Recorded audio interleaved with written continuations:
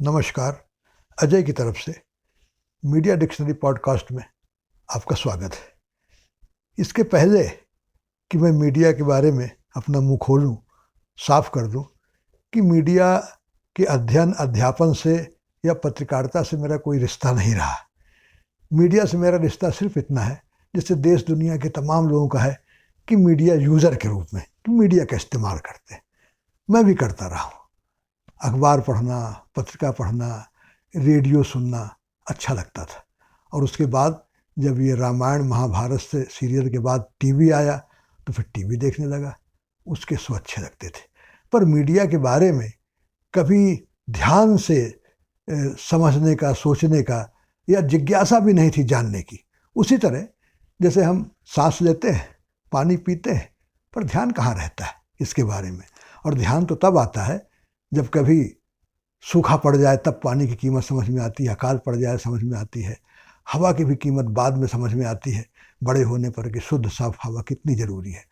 उसी तरह मीडिया की अहमियत तो बाद में समझ में आई, और ख़ासकर जब मीडिया डिक्शनरी से जुड़ा तब मीडिया के कई टर्म, शब्दावली की धीरे धीरे जानकारी आने लगी।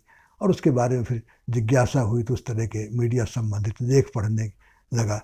तब समझ में आया कि हाँ, मीडिया कितना ज़रूरी है।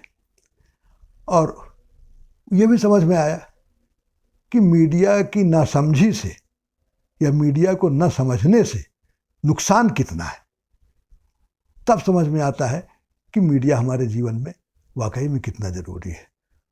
तो मैं बजाय कि मीडिया के बारे में बात करने के, मैं बात करना चाहूँगा कि मीडिया की नासमझी से या मीडिया की अज्ञानता से नुकसान कितना हुआ। बजाय दूसरे के मैं खुद अपनी बात करूं तो ज़्यादा अच्छा होगा।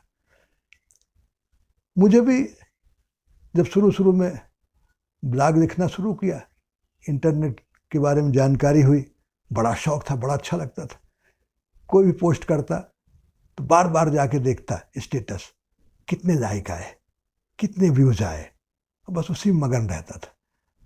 कितना ज़्यादा समय उसमें जा रहा है इसकी कभी कोई चिंता फिक्र नहीं थी।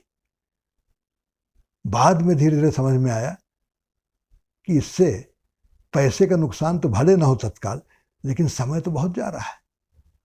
और उसके अलावा तनाव भी। अच्छा, आज इसमें कम लाइक आए हैं, अच्छा व्यूज़ कम आए, तनाव रहता था।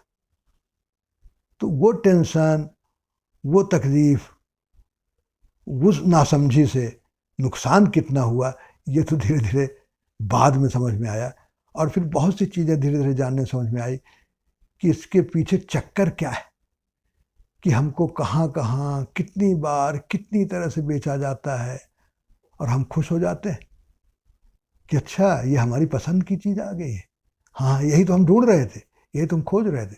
और कभी कभी ये सोच के गए मीडिया उसमें, इंटरनेट पर, कि 5 मिनट में ख़त्म कर देंगे। पता चला कि 2-2.5 घंटे उसमें लग गया।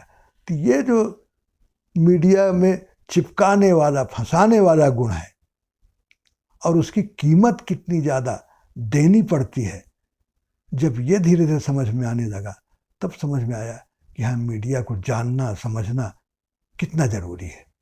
और फिर मीडिया के जानने समझने से लाभ, वो भी धीरे धीरे परत दर परत खुलने लगे कि हमारे अंदर जो खासियत है, जो हुनर दबा हुआ है, जो रचनात्मकता अंदर है, घुट रही है, उसका मौका मिलता है मीडिया को जानने समझ से। अपनी बात तमाम लोगों तक पहुंचाने का मौका मिलता है, एक अपनी नई पहचान बनाने का मौका मिलता है। और अगर मीडिया की नासमझी रही, जिसको हम कहें कि मीडिया, एक शब्द में मीडिया निरक्षरता कहा जाए, तो उससे कितना बड़ा नुकसान है, ये चीज़ें धीरे धीरे समझ में आती है। और तब फिर भूख होती है, तलाश होती है मीडिया साक्षरता के बारे में। मीडिया साक्षरता जाने हम, मीडिया साक्षर हम बने। नहीं, पहले तो यही लगता है कि भाई हम पढ़े लिखे हैं, ग्रेजुएट हैं, अगर कोई निरक्षर कह दे तो उससे लड़ जाएं कि निरक्षर कैसे तुमने कह दिया। लेकिन बाद में समझ में आया कि हम तो पढ़े लिखे मीडिया निरक्षर हैं, मीडिया इलिटरेट, क्योंकि हमको पता नहीं है कि कैसे हमको जो ज़रूरी सूचना है उस तक हम कैसे पहुँचें, वो काबिलियत हमारे पास नहीं है। हमारे पास वो काबिलियत नहीं है कि जो हमारे पास सूचनाएं आ रही हैं उनका हम मूल्यांकन करें, और ये क्षमता भी नहीं कि हमारे अंदर जो है रचनात्मकता उसको सबके सामने लाए।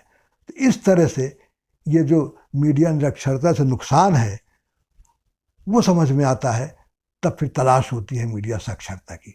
तो आज तो साथियों बस इतना ही, अगले पॉडकास्ट का इंतजार कीजिए।